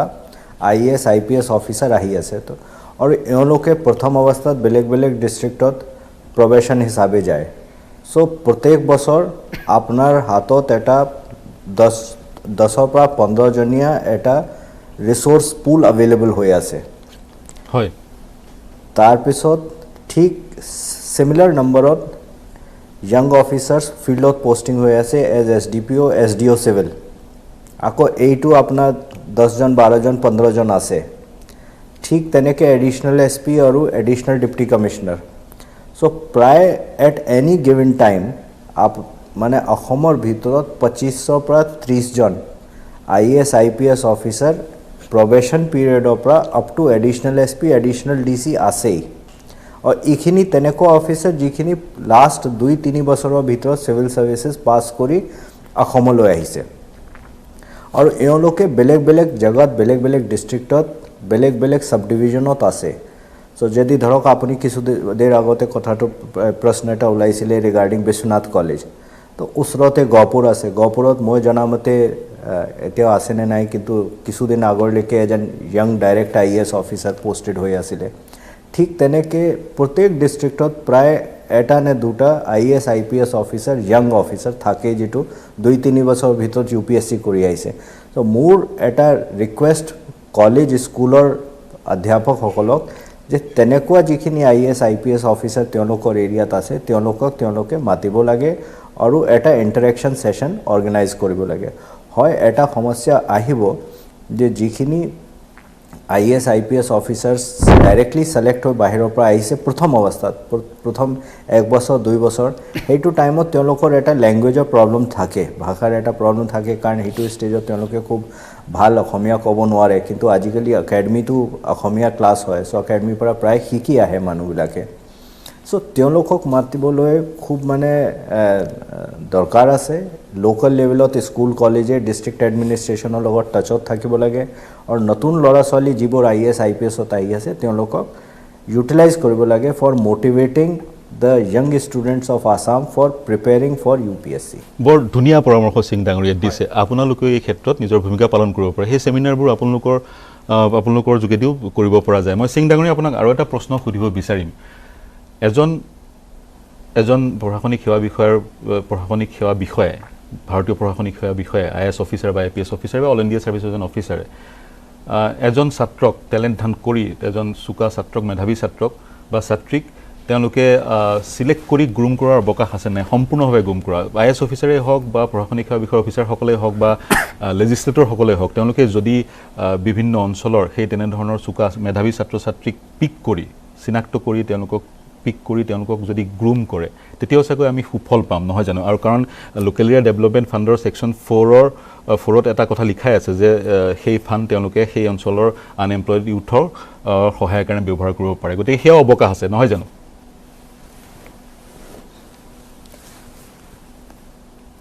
মানে আপুনি যেটো কথা কৈছে এটো ঠিকই আছে কিন্তু ট্যালেন্ট হান্ট কৰা পসিবিলিটি অকনমান কম এইখিনি ট্যালেন্ট হান্টিং স্কুল কলেজৰ অধ্যাপক সকলে কৰিব লাগিব তেওঁলোকে হান্টিং কৰি আৰু শৰ্টলিষ্ট কৰি 2-4-5 জন তাৰ পিছত তেওঁলোকে লগ লগাই দিব পাৰে উইথ এডমিনিষ্ট্ৰেটিভ অফিচিয়েলস পুলিশ অফিচিয়েলস এটসেট্ৰা ফাইনান্সৰ বিশেষ কথা নাই মানে মই পাৰ্সোনালি ভাবো যে যিখিনি আইএএছ আইপিএছ অফিচাৰ্স আছে তেওঁলোকে নিজৰ যিটো দৰমহাৰ পইচা পাই আছে সেইটোৰ পৰা এটা ছাত্ৰ ছাত্ৰীকটো নিশ্চয়ভাৱে তেওঁলোকে ফাইনেন্সিং কৰি মেণ্টৰিং কৰি ষ্টাডি মেটেৰিয়েল ইত্যাদি ইজিলি কৰাব পাৰে এইটো ডাঙৰ কথা নহয় actually it is not the question of finance it is the question of mentoring for the purpose of igniting the mind of the child to prepare for the UPSC exam finance is not an issue finance apna moi apna dৃঢ় মোৰ বিশ্বাস যে easily all IAS IPS officers can easily manage to arrange for finance for one or two bright aspirants তেওঁ এটি গুৰুত্বপূৰ্ণ কথা ক'লে ফাইনেন্সটো issue নহয় কিন্তু তেওঁ বাৰে বাৰে এটা কথা কৈ আছে ইগনাইট কৰিব লাগিব যেটো এস্পিৰেশ্যন এটো ইগনাইট কৰিব লাগিব আমাৰ ছাত্ৰ ছাত্ৰীসকলক সপোন দেখুৱাব লাগিব সেই সপোন চাগৈ বিহাৰ বা ৰাজস্থানৰ ছাত্ৰ ছাত্ৰীসকলে দেখিছে আমাৰ খিনিয়ে দেখিব পৰা নাই গতিকে সেই দায়িত্ব আপোনালোকে ল'ব লাগিব ডক্টৰ প্ৰাঞ্জল হয় ছাৰে বহুত ধুনীয়াকৈ ক'লে কথাখিনি আৰু সেই কথাটোকে আমি যে স্কুললৈ গৈ আছোঁ কলেজলৈ এতিয়ালৈকে মই অসমৰ ধৰক বিভিন্ন স্কুল কলেজলৈ গৈছোঁ আৰু হয়তো আমি এই যিটো প্ৰচেষ্টা হয়তো আৰু বেছি এক্সপেডাইট কৰিব লাগিব আমি ৰাজীৱ বৰুৱা ছাৰ আছে আৰু ছাৰে সিং ছাৰে যেনেকৈ ক'লে আৰু এটা পুল বনাই এই স্কুল কলেজত যদি এৱাৰনেছটো যিমান সেই সপোনটো তেওঁলোকে কিয় পঢ়ি আছে পঢ়ি কি হ'ব পাৰিব তাৰ পৰা কেনেকৈ আগবাঢ়িব পাৰিব আৰু স্থানীয় অফিচাৰখিনিকো ইনভলভ কৰিব স্থানীয় লোকেল টিচাৰ্ছখিনি লোকেল যিখিনি গাৰ্জেন আছে লোকেল যিখিনি আপোনাৰ এডমিনিষ্ট্ৰেশ্যনৰ মানুহ ইনভলভ হৈ থাকে তেওঁলোকে সেই গাইডেন্সখিনি দিব পাৰিব আৰু মানে ইজিলি এভেইলেবল ওচৰতে তেওঁলোকক পাব আৰু তেওঁলোকে মই কেতিয়াও ভাবোঁ ছাত্ৰ ছাত্ৰীসকলে যদি আহি চাৰ্কুল অফিচাৰজনকো যদি চাই SDO অফিচত যদি আহি DC অফিচটো দেখে যে okay I can be officer like that সেই তেনেকুৱা মেণ্টৰিং লাগিব কিন্তু প্ৰব্লেমটো ক'ত হয় এজন মই ইয়াং IAS অফিচাৰৰ সৈতে কথা পাতি আছিল আজি কিছুদিনৰ আগতে তেওঁ কৈছে তেওঁ মেছেজ পায় বহু ছাত্ৰ ছাত্ৰী কলেজৰ তেওঁ কয় মোক সহায় কৰিব লাগিব মই UPSC প্ৰিপেৰেশ্যন কৰিব বিচাৰিছোঁ অফিচাৰজনে কৈ থয় ভালকৈ পঢ়িবা তেওঁক স্পেচিফিকেলি বস্তুকেইটা নুসুধিলে নহ'ব আৰু স্পেচিফিকেলি সোধাৰ এক মঞ্চ আপোনালোকে বা কলেজ সকলোৱে দিব লাগিব বৰুৱা ডাঙৰীয়া আপোনাৰ পৰা এটা কথা জানিম আপুনি কৈছিলে দক্ষিণ ভাৰতৰ এক্সাম্পলো দিছিলে দক্ষিণ ভাৰতত 5 বছৰ আগলৈকে ছাত্ৰ ছাত্ৰীসকল দিল্লীলৈ আহিছিল এতিয়া দক্ষিণ ভাৰতৰ পৰা ছাত্ৰ ছাত্ৰীসকল দিল্লীলৈ নাহে আৰু সমান্তৰালকৈ দক্ষিণ ভাৰতৰ ৰাজ্যকেইখনৰ পৰা সফলতাৰ হাৰ কিন্তু বেছি কেনেকৈ কি হৈছে তাত জনাওক আমাক তাৰ মূল কাৰণটো হৈছে যিবিলাক সাউথৰ যিবিলাক ৰাজ্য আছে সেই ৰাজ্যবিলাকত এৱাৰনেছটো যিটো পৰিমাণে এৱাৰনেছ কৰিব লাগে গভৰ্ণমেণ্টটো তাৰ লগত সক্ৰিয় হৈ গ'ল আৰু তাৰ অভিভাৱক তাৰ শিক্ষাগুৰুসকলে এইটোৰ ওপৰত বিশেষ পদক্ষেপ লৈছে আৰু দিল্লীৰ প্ৰতিষ্ঠিত যিবিলাক সংস্থা দক্ষিণ ভাৰতৰ ৰাজ্যবিলাকৰ ৰাজধানীত গৈ প্ৰতিষ্ঠা হৈছে আৰু তাৰ দ্বাৰা ছাত্ৰ ছাত্ৰীসকল বিশেষভাৱে উপকৃত হৈছে কাৰণ দক্ষিণ ভাৰতৰ সেই একেই প্ৰব্লেম দিল্লী এনভাইৰনমেণ্টৰ লগত এডজাষ্টমেণ্ট নহয় আজি যদি হায়দৰাবাদ চাই আজি যদি বেংগলোৰ চাই আজি যদি ত্ৰিবাঞ্জন চাই তাত দিল্লী যিবিলাক জনপ্ৰিয় প্ৰতিষ্ঠানৰ সংস্থা তাত আছে কিন্তু তাত চাগে মাইণ্ডটো ইগনাইট কৰিছে ছাত্ৰ ছাত্ৰীসকলক ইয়েছ তাত মাইণ্ডটো একচুৱেলি তাত ছাত্ৰ ছাত্ৰীসকলক খুব মানে ক্লাছ 9ৰ পৰাই প্ৰিপেৰেশ্যনৰ প্ৰতি আগ্ৰহ দেখুৱায় 9ৰ পৰা আৰু তাত এটা কৈছে যে মই তাৰ কথা এটা লগত সংগতি কৈছোঁ বিহাৰ ৰাজস্থান UP আদি ৰাজ্যবিলাকত যে ৰিজাল্ট ভাল হয় তাৰ মূল কাৰণ হৈছে তাত যিসকল IAS ওলায় সেইবিলাক ৰাজ্যৰ যিবিলাক গাঁৱৰ পৰা সেই IAS বিলাকে প্ৰতি গাঁৱৰ পৰা দুজন হ'লেও মানে ল'ৰাক এডপ্ট কৰে আৰু সেই গাঁৱত তেনে এৱাৰনেছ প্ৰগ্ৰেম কৰে এডপশ্যনৰ কথাটো সিং ডাঙৰীয়াই কৈছে আৰু GP সিং ছাৰে এই ক্ষেত্ৰত বিশেষভাৱে পদক্ষেপ লৈছে কাৰণ আজি তেখেতৰ লগত যেতিয়া আমি কথা পাতিছোঁ তেওঁ কৈছে যে অনলাইনত আমাক সহায় কৰিছে অনাগত সময়তো আমি গোটেই অসম ভিত্তিত এখন অনলাইন সেমিনাৰ মানে এনেকুৱা আমি প্ৰতি সপ্তাহতে এখন অনলাইন সেমিনাৰ পাতিম য'ত ছাত্ৰ ছাত্ৰীসকলে ভাগ ল'ব পাৰিব মনৰ কথা ক'ব পাৰিব সেই তাত সজাগতা বাঢ়িব কিন্তু তাৰ সমান্তৰালকৈ যিটো পৰামৰ্শ দিছে আমাৰ বিষয়াসকলে UPSC IAS আৰু IPS বা সৰ্বভাৰতীয় পৰ্যায়ৰ সেৱা বিষয়াসকলে মেণ্টৰিং কৰিলে ভাল হ'ব বহুতখিনি সাহস আহিব আৰু যেতিয়া এক্সাক্টলি এতিয়া এজন তাৰে এডমিনিষ্ট্ৰেশ্যনৰ হেড এজনে ক'ব যে নাই তুমিও পাৰিবা এই যিটো সাহস আৰু সেই সাহসটো বহুত মানে এটা মানে কনফিডেন্স দিব আগুৱাই যাবলৈ মই এই ক্ষেত্ৰত প্ৰাঞ্জলৰ লগত আৰু এটা সংযোগ কৰি দিছোঁ ডাইচ ইণ্ডিয়া যিটো গুৱাহাটী কেন্দ্ৰ সেই গুৱাহাটী কেন্দ্ৰত ছাত্ৰ ছাত্ৰী আৰু অভিভাৱকসকলৰ বাবে ফ্ৰী কাউন্সিলিঙৰ ব্যৱস্থা ৰাখিছে ৰাতিপুৱা 11টা বজাৰ পৰা 5টা বজাৰ ভিতৰত আৰু প্ৰতি দেওবাৰে আমি এখন সেমিনাৰ অৰ্গেনাইজ কৰোঁ ফ্ৰী সেমিনাৰ সেই সেমিনাৰটোক যদি ছাত্ৰ এজন ইনভলভ হ'ব বিচাৰে জড়িত হ'ব বিচাৰে কেনেকৈ আপোনালোকৰ ফোন নম্বৰ বা কিবা আছে সেয়াও কৈ দিয়ক ইয়েছ আমি প্ৰতি দেওবাৰে এখন সেমিনাৰ ৰাখোঁ 11টা বজাৰ পৰা 1টা বজালৈ আমাৰ এই যিখন সেমিনাৰ থাকে সেই সেমিনাৰখনত গোটেই UPSC প্ৰিপেৰেশ্যনৰ কথা আমি ডিছকাছ কৰোঁ আৰু কেনেকৈ প্ৰস্তুতি আৰম্ভ কৰিব লাগে কেনেকৈ কি কৰিব লাগে আমি 9ৰ পৰা প্ৰস্তুতি দিওঁ এই ক্ষেত্ৰত আমাৰ লগত যোগাযোগ কৰিব পাৰে মই মোৰ মোবাইল নম্বৰটো কৈ দিছোঁ 9811582118 মই আকৌ এবাৰ কৈ দিছোঁ 9811582118 আৰু আমি ফেচবুকত এটা গ্ৰুপ আছে free civil service guidance programme 2022-23 এনেকৈ আমি এটা গ্ৰুপ আছে সেই গ্ৰুপটোতো জইন কৰি বিভিন্ন মনৰ কথা আমাক সুধিব পাৰে আৰু এই গ্ৰুপটোৰ জৰিয়তে ডেইলি নিউজ পেপাৰ আমি আপডেট দিওঁ ডেইলি কাৰেণ্ট এফেয়াৰ্ছ আপডেট দিওঁ আৰু যিবিলাক ভাল ছাত্ৰ আছে যিবিলাকে সফলতা পাইছে তেওঁলোকৰ ইণ্টাৰভিউ ইয়াত আমি নিউজ পেপাৰৰ পৰা মোৰ এটা কথা মনলৈ আহিছে আমি দেখা পাইছিলোঁ দিল্লীত ছাত্ৰ ছাত্ৰীসকল দিল্লীলৈ যোৱাৰ এটা অন্যতম কাৰণ আছিলে দিল্লীৰ পৰা প্ৰকাশিত নিউজ পেপাৰ কেইখন বিশেষকৈ দি হিন্দু বা ইণ্ডিয়ান এক্সপ্ৰেছ মই জনাব বিচাৰিছোঁ দি হিন্দু ইণ্ডিয়ান এক্সপ্ৰেছ আজিৰ তাৰিখত বা বহু বছৰৰ পৰা আজি 2-3 বছৰৰ পৰা ই পেপাৰ হিচাপে উপলব্ধ অতি কম খৰচত বছৰি চাগৈ 1200 টকাত সেই পেপাৰসমূহ উপলব্ধ সেই পেপাৰসমূহ পঢ়াও খুবেই প্ৰয়োজনীয় আৰু সেই পেপাৰসমূহে ছাত্ৰ ছাত্ৰীসকল যিসকলে UPSC চিভিল চাৰ্ভিচ এক্সামিনেশ্যনত অৱতীৰ্ণ হ'ব বিচাৰে তেওঁলোকৰ বাবে কিছু পৃষ্ঠা তেওঁলোকে সকিয়াকৈ আছে এক্সপ্লেইন বুলি এটা পৃষ্ঠা আছে হিন্দুটো আছে এক্সপ্লেইনত আছে সেইখিনি পঢ়াটো জৰুৰী দীপাংকৰ এই বিষয়ে কি ক'ব দীপাংকৰ মই এটা বাণিজ্যিক বিৰতি ল'ব লাগিব প্ৰিয় দৰ্শক আমি কথা পাতি আছিলোঁ UPSC চিভিল চাৰ্ভিচেছৰ পৰীক্ষাৰ বিষয়ে আৰু অসমৰ ছাত্ৰ ছাত্ৰীৰ সফলতা অসফলতাৰ বিষয়ে এটা বিৰতি ল'ব লাগিব বিৰতিৰ পিছত পুনৰ এই আলোচনা আমি আগবঢ়াই লৈ যাম মই ব্যৱহাৰ কৰোঁ আটাইতকৈ সবল আৰু সতেজ চিমেণ্ট সূৰ্যা চিমেণ্ট অটুট ঘৰ অটুট অসম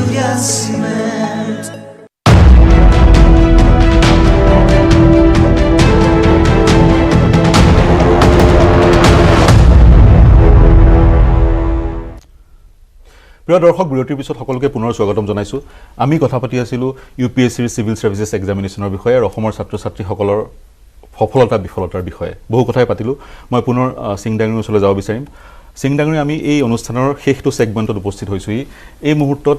আপোনাৰ পৰা আপোনাৰ আহ্বান কি আপোনাৰ মেছেজ কি যিসকল ছাত্ৰ ছাত্ৰীয়ে UPSCৰ চিভিল চাৰ্ভিচেছ পৰীক্ষাত অৱতীৰ্ণ হ'ব বিচাৰিছে বা যিসকল IS IPS অফিচাৰ হ'ব বিচাৰিছে তেওঁলোকলৈ আপোনাৰ এই মুহূৰ্তত কি বাৰ্তা আপুনি প্ৰেৰণ কৰিব বিচাৰিব যাতে তেওঁলোক অনুপ্ৰাণিত হয় তেওঁলোক ইনস্পায়াৰ্ড হয়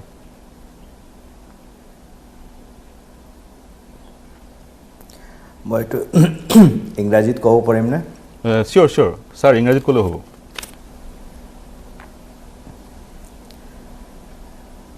if you dream if you want you will be able to do it simple আচ্ছা if you dream if you want you will be able to মানে এইটো খুব তেনেকুৱা বিশেষ এইটো খুব তেনেকুৱা এটা এনেকুৱা নহয় যে ইম্পসিবল টাস্ক মনত এইটো থাকিব লাগিব যে এইটো আমাক লাগে আৰু আমি কৰিম এইটো যেতিয়া আমি কৰিম বুলি ভাবি লম তেতিয়া হৈ যাব it is not difficult at all হয় তেওঁ ইতিমধ্যে তেওঁ নিজৰ বাৰ্তাটো দিলে তেওঁ বাৰম্বাৰ সেই কথাটোই কৈছে এটা কথা মই আপোনাক কৈছোঁ মানে আপুনি এই কথাটো বহুতবাৰ কৈছে মই সেই কাৰণে কৈছোঁ যে আজিকালি actually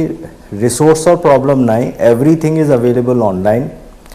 including the best of coaching institutes তেওঁলোকৰ কোৱেশ্যনছ আনচাৰ্ছ আপোনালোকে অনলাইন কোৱেশ্যনো কৰিব পাৰে কোৱেশ্যন কৰি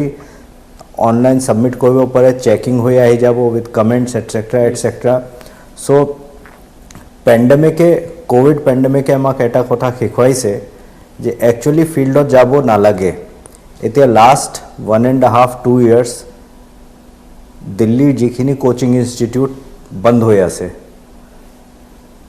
সবতে অনলাইন ক্লাছ চলি আছে অফলাইন ক্লাছ কতো নাই সো তাতো যিখিনি ল'ৰা ছোৱালী আছে তেওঁলোকে অনলাইন ক্লাছে কৰি আছে তো অনলাইন ক্লাছ আপুনি অসমৰ পৰাও কৰিব পাৰে সো এই বস্তুটো আমি মনৰ পৰা ওলাই দিব লাগে যে দিল্লীত নাথাকিলে সিলেকশন নহব হয় অনলাইন ক্লাছেছ যেটো চলি আছে পৃথিৱীৰ যিকোনো জায়গাৰ পৰা ক্লাছ কৰিব পাৰে অসমৰ পৰা সেই দিল্লীৰ আপোনাৰ যি ডাইস যি কেন্দ্ৰ সেই অসমৰ পৰা সংযুক্ত হ'ব পাৰে বা অনলাইন ক্লাছ আপুনি দিয়ে আছে কি ক'ব বিচাৰিব তেওঁ যি সহায় জনলে সাৰে যেটো কথা এটো অতি গুৰুত্বপূৰ্ণ আমি এতিয়া গোটেই ক্লাছখিনি অনলাইন মাধ্যমে চলাই আছো আৰু গুৱাহাটীটো আমি অনলাইন এণ্ড অফলাইন কাৰণ গুৱাহাটী নিজৰ জায়গা গুৱাহাটীত আমি 6 মাইলত আমাৰ প্ৰতিষ্ঠান আছে য'ত অনলাইন আৰু অফলাইন দুইটাই আমি মানে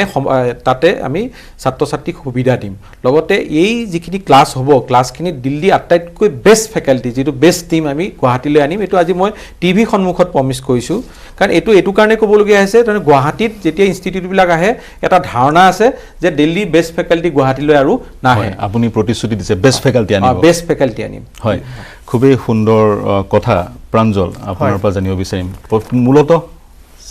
জিপি সিং ছাৰে সজাগতাৰ কথা কৈ আছে গতিকে সজাগতা বৃদ্ধিৰ কাৰণে কিছু ব্যৱস্থা ল'ব লাগিব হয়নে নহয় বা আৰু যি আমাৰ একাডেমিচিয়ানসকল আছে একাডেমিয়া আছে সেই সকলক ইনভলভ কৰিব লাগিব বিশ্ববিদ্যালয়খনত সেই সজাগতা বঢ়াব লাগিব আৰু এতিয়া যিহেতু বিশ্ববিদ্যালয় বাঢ়িছে নতুনকৈ বিশ্ববিদ্যালয় আছে এই আৰম্ভণিতে যদি আমি সজাগতা আৰম্ভ কৰোঁ চাগৈ ফলপ্ৰসূ হ'ব মানে লং টাৰ্ম সলিউশন এটা পাম এক্স্যাক্টলি আমি ইতিমধ্যে আৰম্ভ কৰিছোৱে আৰু ছাত্ৰ ছাত্ৰীসকলৰ মাজত এৱাৰনেছৰ কথা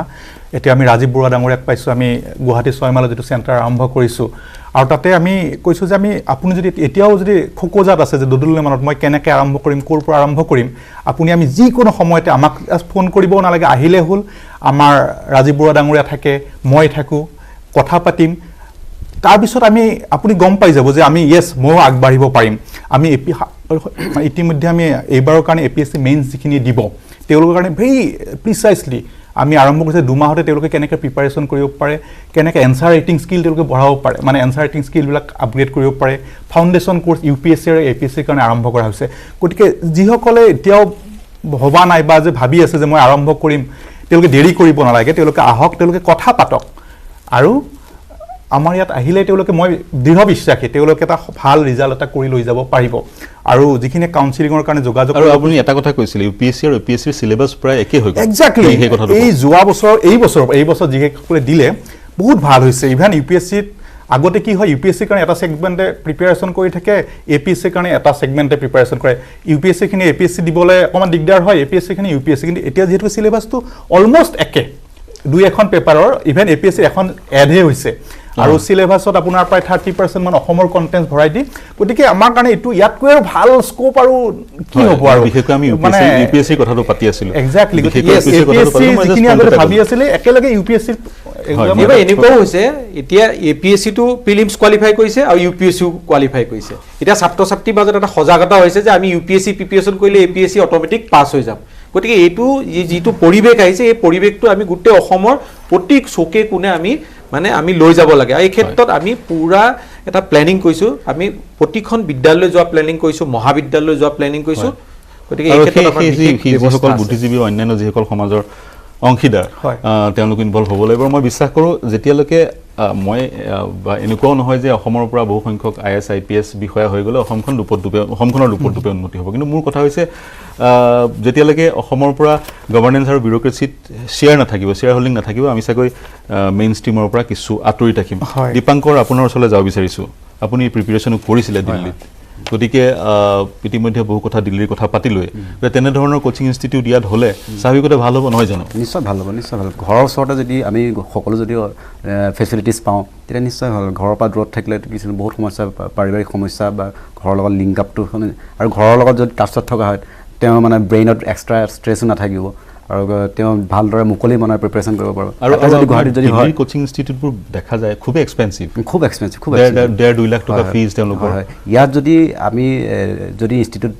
ইয়াৰ কোচিং ইনষ্টিটিউট যদি কম খৰচত যদি আমাৰ ল'ৰা ছোৱালীখিনিক দিব পাৰোঁ আৰু যদি কিবা কনচেশ্যন টাইপো যদি থাকে তেতিয়া নিশ্চয় মানে আমাৰ যোনখিনি অলপ ফিনান্সিয়েলি ইকনমিকেলি যাৰ ইছ্যুজ থাকে তাহাঁতেও তেওঁলোকেও লাভৱান হ'ব মই ছাৰক ইয়াৰ পৰা অনুৰোধ জনাম যাতে তেওঁলোকৰ কাৰণেও তেওঁলোকে আপোনালোকে চাগে যিসকল ফাইনেন্সিয়েলি উইকাৰ আজি টিভি মাধ্যমে ক'ব বিচাৰিছোঁ যে আমাৰ চিট মাত্ৰ 35টা এটা বেষ্টত আমি 35জন ছাত্ৰক ল'ম তাৰে 5জন ছাত্ৰ মানে সুপাৰ 35 35 জনকে এটা বেষ্টত ল'ম তাৰে 5জন ছাত্ৰ ছাত্ৰীক আমি ফ্ৰী অফ কষ্টত পঢ়োৱাৰ ব্যৱস্থা কৰিছোঁ কাউন্সিলিং হ'ব পৰীক্ষা হ'ব ফ্ৰী অফ কষ্ট আৰু দিল্লীতকৈ আমাৰ ফিজ ইয়াত কমচে কম 60% ল'ম দিল্লীত যিটো আমাৰ ফিজ আছে সেইটোতকৈ আমি ইয়াত 60%হে ফিজ ল'ম দিল্লী সমপৰ্যায়ৰ ফিজ ল'ব কিন্তু ফেকাল্টি ক্ষেত্ৰত আমি কেতিয়াও কম্প্ৰমাইজ নকৰোঁ যিটো দিল্লী টিম সেইটোৱেই ইয়াত পঢ়ুৱাব গুৱাহাটীতে হয় মই বুজি পালোঁ কিন্তু দীপাংকৰ পুনৰ আচলতে দীপাংকৰ ডক্টৰ প্ৰাঞ্জল আপুনিও আছে আমি দেখা পাইছিলোঁ ইউপিএছচি প্ৰিপাৰেশ্যন যিসকলে কৰে এটা ৰুমত আবদ্ধ হৈ দিন ৰাতি পঢ়ি থাকিব লাগে তেওঁলোকে পঢ়ি থাকে তাৰপিছত তেওঁলোকে সফল পায় স্বাভাৱিকতে যিহেতু সিং ডাঙৰে কৈছে চাগৈ এই পৰীক্ষাটো দেশৰে নহয় বিশ্বৰ এটা জটিল প্ৰক্ৰিয়া গতিকে ইয়াত কষ্ট কৰিব লাগিব কষ্ট স্বীকাৰ কৰিব লাগিব কিন্তু যদি ষ্ট্ৰেটেজিকেলি যোৱা যায় তেনেকৈ দিন ৰাত বছৰ ধৰি এটা ৰুমত আবদ্ধ হৈ চাগে পঢ়া শুনা নকৰিলেও হ'ব হয় নে নহয় এক্স্যাক্টলি সেই ষ্ট্ৰেটেজিটো মানে কোনোবা এজনে যে গাইড কৰি দিয়ে কোনটো পঢ়িব লাগিব কোনটোৰ পিছত কোনটো সাবজেক্ট পঢ়িব লাগিব কাৰণ প্ৰশান্ত মহাসাগৰ গোটেই এক্স্যাক্টলি মানে আমি যদি সেই বস্তুখিনি আইডেন্টিফাই কোনোবা এজনে কৰে যে নহয় এইটো বস্তুৰ পিছত এইটো পঢ়িলেহে ভাল হ'ব বা এইখিনি ফ্ৰিকুৱেণ্টলি আস্ক কুৱেশ্যনছ গোটেইবিলাক পৰীক্ষণ গোটেই মহাসাগৰখন পঢ়ি শেষ কৰিব নোৱাৰে গতিকে কম সময়ত যেটো কয় হাতী মাৰি ভুৰুকাত ভৰুৱা বুলি কয় নহয় এই মেণ্টৰজনৰ সেই দায়িত্বটো থাকে হাতী মাৰি আৰু ৰাজীৱ বৰুৱা ডাঙৰীয়া মই এইখিনিত সেইকাৰণে ভাল পাইছোঁ যে তেখেত আমাৰ লগত মানে ইয়াত আহিছে তেখেতৰ সেই অভিজ্ঞতাখিনিয়ে সেই গাইডেন্সটো দিব পাৰিব যে হাতী মাৰি ভুৰুকাত ভৰাই গোটেই চিলেবাছখিনি কম সময়ৰ ভিতৰতে কেনেকৈ প্ৰিচাইজলি আগবঢ়াই লৈ যাব পাৰিব আৰু উইথ এ ডিৰেকশ্যন অবজেক্টিভ যে আমি ক্লিয়াৰ হ'ম আৰু মানে আমাৰ ৰিজাল্ট ভাল হ'ব আৰু আমি কৰিম বুলি আমি প্ৰতিজ্ঞাবদ্ধ হয় আপোনালোক অসমলৈ আহিছে আৰু ইতিমধ্যে সিং ডাঙৰীয়াই সহায় আগবঢ়াইছে গতিকে এতিয়া কেতিয়াৰ পৰা আপোনালোকে ক্লাছ আৰম্ভ কৰিব ষ্টুডেণ্টছৰ ৰিক্ৰুইটমেণ্ট হৈছে কি হৈছে সেই বিষয়ে কওক নাই ষ্টুডেণ্টৰ ৰিকুৱাৰমেণ্ট ডিমাণ্ড বহুত বাঢ়িছে কাৰণ 35টাকে চিট ৰাখিছোঁ এটা বেষ্টত আমাৰ 3টা বেষ্ট থাকিব 35 105 জন ল'ম এবছৰৰ কাৰণে আৰু তাতে 5টা চিটটো আমি ৰিজাৰ্ভ ৰাখিছোঁ 5 জন মানে 105 জন এবছৰত মানে 3টা বেষ্ট থাকিব আমাৰ আৰু ক্লাছৰ প্ৰথম শুভাৰম্ভণি হ'ব 4 নৱেম্বৰত আমাৰ সেমিনাৰ আছে সেমিনাৰটো আমি প্ৰতি দেওবাৰে ৰাখোঁ 11টা বজাৰ পৰা এতিয়া ফাৰ্ষ্ট সেমিনাৰ হ'ব 4 ডিচেম্বৰ দিনা সেমিনাৰ থাকিব 11টা বজাত আৰু এই সেমিনাৰত প্ৰথমতে আমি সেমিনাৰ আকৌ ৰখা নাই সেমিনাৰ লগত কাউন্সেলিং ৰাখিছোঁ পাৰ্চনেল কাউন্সেলিং এণ্ড মেণ্টৰি চিষ্টেম আমি ছাত্ৰ ছাত্ৰীসকলক এই গোটেই কথাটো বুজাই দিম আৰু মই এটা কথা প্ৰাঞ্জলৰ লগত সংযোগ কৰিছোঁ যে এই এক্সামটোত 60% নম্বৰ কেতিয়াও আজিলৈকে কোনেও পোৱা নাই 60% নম্বৰ কোনেও পোৱা নাই ফাৰ্ষ্ট ডিভিজনৰ কাৰণে এইটো পৰীক্ষা নহয় এইটো জাষ্ট 55% পালে টপ হৈ যায় 55 বা 56ৰ ভিতৰত থাকিলে টপ হৈ যায় গতিকে ইয়াত ফাৰ্ষ্ট ডিভিজনৰ কথা নাই ইয়াত আচলতে কোনটো বিষয় কেনেদৰে পঢ়িব লাগিব কোনখন কিতাপৰ পৰা পঢ়িব লাগিব কেতিয়াৰ পৰা ষ্টাৰ্ট কৰিব এনচিআৰটিত কি পঢ়িব লাগিব মেইনছ পাছ কৰাসকলক ইণ্টাৰভিউ কাৰণে ট্ৰেইনিং দিব লাগিব ইয়েছ আমি গোটেইখিনি কাৰণ আমি ট্ৰেইনিং দিল্লীত অলৰেডি আমি প্ৰতি বছৰে আমি মক টেষ্ট দি থাকোঁ মক টেষ্ট ছাত্ৰ ছাত্ৰীসকলে দিওঁ আৰু গুৱাহাটীতো আমি একে ফেচিলিটি মাত্ৰ ইয়াৰ পৰা জাষ্ট UPSCত ইণ্টাৰভিউ দিবলৈ গ'লেই হৈ গ'ল গোটেইখিনি ফেচিলিটি থাকিব prelims mains interview everything facility আমি গুৱাহাটী দিম উইথ বেষ্ট ফেকাল্টিজ মই কৈছোঁৱেই GP সিং ছাৰে কেইবাটাও ক্লাছ লৈছে মেজৰ জেনেৰেল PK চেহগাল ছাৰে লৈছে তেনেকৈ আপোনাৰ GD বাগচি ছাৰে আমাৰ অনলাইনত ফ্ৰী ক্লাছ লৈছে দিল্লী বহুকেইজন প্ৰতিষ্ঠিত মানে বিখ্যাত বুলি ক'ব লাগিব প্ৰখ্যাত বুলি ক'ব লাগিব শিক্ষাগুৰুৱে অলৰেডি অসমৰ ছাত্ৰ ছাত্ৰীসকলক অনলাইনৰ যোগেদি পাঠদান দি আছে ফ্ৰী কৰ্চ আৰু যিসকল ছাত্ৰ ছাত্ৰীয়ে অনলাইন ফ্ৰী ক্লাছ কৰিম বুলি ভাবিছে আমি সেইসকল ছাত্ৰ ছাত্ৰীক ফ্ৰীত ক্লাছ দিবৰ কাৰণেও আমি আৰু যিসকল আপোনাৰ গুৱাহাটীলৈ আহিব নোৱাৰে তেওঁলোকক ষ্টাডি মেটেৰিয়েল প্ৰভাইড কৰা Yes, পোৱা যায় ষ্টাডি মেটেৰিয়েল সংগ্ৰহ কৰিয়ে ঘৰতে পঢ়িয়ে সফলতা অৰ্জন কৰা ছাত্ৰ ছাত্ৰীও আছে মই পাইছোঁ গতিকে সেই কামটো আপোনালোকে কৰিব পাৰে ষ্টাডি মেটেৰিয়েল নাই আমি ষ্টাডি মেটেৰিয়েল বনাইছোঁ আমি ডেইলি নিউজ পেপাৰ এনালাইচিছ বনাওঁ আমি ডেইলি নিউজ পেপাৰত আচলতে কোনটো টপিক পঢ়িব লাগে ষ্টুডেণ্টক আমি ইজি কৰি দিছোঁ everything A to Z process কৰিছোঁ আমাৰ মেইন টাৰ্গেট হৈছে যে আমি সন্মানীয় অসমৰ মুখ্যমন্ত্ৰী ডাঙৰীয়া যিটো সপোন যে অসম সেই সপোনটো বাস্তৱত ৰূপায়িত কৰা সন্মানীয় মুখ্যমন্ত্ৰী ডাঙৰীয়াই কৈছে অসম উন্নয়ন তেতিয়াই হ'ব অসমৰ পৰা বেছি সংখ্যক ছাত্ৰ ছাত্ৰী ভাৰতীয় প্ৰশাসনিক সেৱালৈ চিলেকশ্যন হ'ব লাগিব হয় গম পালোঁ সঠিককৈ কৈছে মই শেষ কৰিব লাগিব অনুষ্ঠান আমি কথা পাতি আছিলোঁ UPSC চিভিল ছাৰ্ভিচেছ পৰীক্ষাত অসমৰ ছাত্ৰ ছাত্ৰীৰ সফলতা বিফলতা এওঁলোকে যি পদক্ষেপ গ্ৰহণ কৰিছে বা GP সিং ডাঙৰীয়াই যি সহায় আগবঢ়াবলৈ আৰম্ভ কৰিছে ইয়াৰ ফলত অতি শীঘ্ৰেই চাগে আমি ইয়াৰ ভাল ফলাফল পাম আশা কৰিছোঁ আপোনালোকে যিসকল এছপাইৰেণ্ট তেওঁলোকক সহায় কৰিবলৈ আগবাঢ়ি আহিব এতিয়া যদিও সফল হোৱা ছাত্ৰ ছাত্ৰী কম হৈ আছে এনেধৰণে যদি আগবাঢ়ি যাওঁ পৰিকল্পিত ৰূপত অনাগত সময়ত অসমৰ ছাত্ৰ ছাত্ৰীও এই যি জটিল পৰীক্ষাটোত